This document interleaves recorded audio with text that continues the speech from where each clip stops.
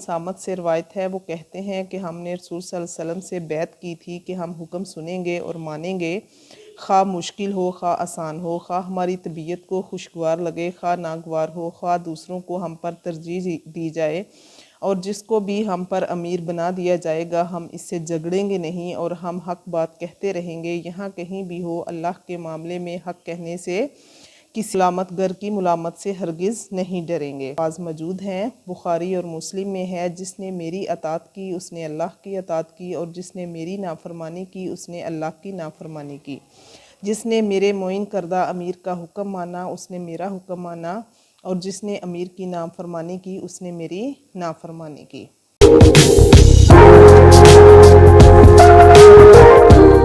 اعوذ باللہ من الشیطان الرجیم، بسم اللہ الرحمن الرحیم، رب اشرح لی صدری ویسر لی امری واحلل عقدۃ من لسانی یفقہوا قولی۔ السلام علیکم ورحمۃ اللہ وبرکاتہ۔ ہم غزوہ احد کے بارے میں پڑھ رہے ہیں اور آج غزوہ احد میں ہی ہمارا عنوان ہے نظم کی اہمیت۔ درہ چھوڑ کر چلے جانے والے صحابہ کی اصل غلطی یہ تھی کہ انہوں نے اپنے مقامی امیر کی حکم عدوالی کی تھی۔ اصل بات یہ تھی کہ جو اس دستہ کا امیر ہے وہ تو اجازت نہیں دے رہا، چلیے انہوں نے نبی صلی اللہ علیہ وسلم کے حکم کی تعویل کر لی، لیکن یہاں ان کے اور رسول صلی اللہ علیہ وسلم کے مابین ایک لوکل کمانڈو موجود ہے جس کو محمد صلی اللہ علیہ وسلم نے امیر مقرر فرمایا ہے۔ اس امیر کی تو نافرمانی ہو گئی، ڈسپلن تو بہرحال ٹوٹ گیا۔ نظم کی اہمیت کے بارے میں بیعت عقبہ ثانیہ کے 2 الفاظ یاد کیجئے جو حضرت عبادہ بن صامت سے مروی ہیں۔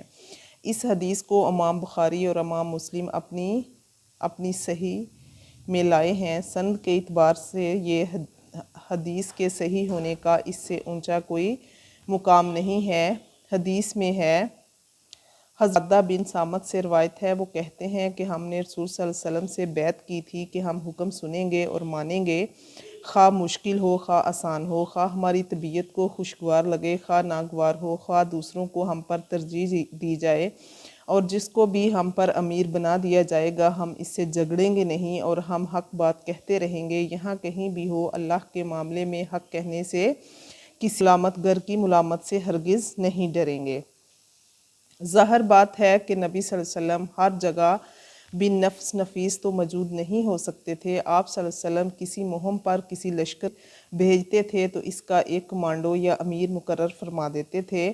اب وہ امیر نبی صلی اللہ علیہ وسلم کا قائم مقام ہے اور معروف میں سماع طاعت کے اعتبار سے اس کا حکم بالکل اسی طرح مانا جائے گا جیسے نبی صلی اللہ علیہ وسلم کا حکم مانا جاتا ہے۔ اس کے لیے رسول صلی اللہ علیہ وسلم کی ہدایت میں یہ الفاظ موجود ہیں، بخاری اور مسلم میں ہے، جس نے میری اطاعت کی اس نے اللہ کی اطاعت کی، اور جس نے میری نافرمانی کی اس نے اللہ کی نافرمانی کی، جس نے میرے معین کردہ امیر کا حکم مانا اس نے میرا حکم مانا، اور جس نے امیر کی نافرمانی کی اس نے میری نافرمانی کی۔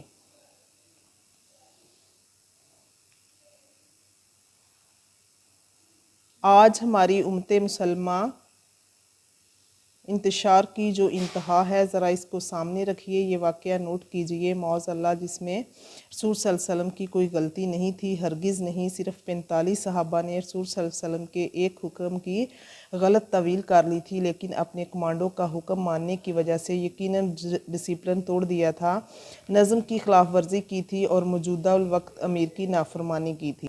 اس کی سزا کیا ملی؟ یہ کہ خالد بن ولید جو اس وقت تک ایمان نہیں لائے تھے، ان کی اگابی نگاہ نے تاڑ لیا کہ وہ درہ خالی ہے۔ اصل جنگ تو پیدل فوج کی ہوتی تھی، وہ مار کھا چکی تھی، بھگدڑ مچ چکی تھی۔ اب انہوں نے احد کی پشت کا چکر کاٹا اور 200 گھڑ سواروں کا دستہ لے کر اس درہ سے مسلمانوں کی پیٹھ سے جو حملہ آور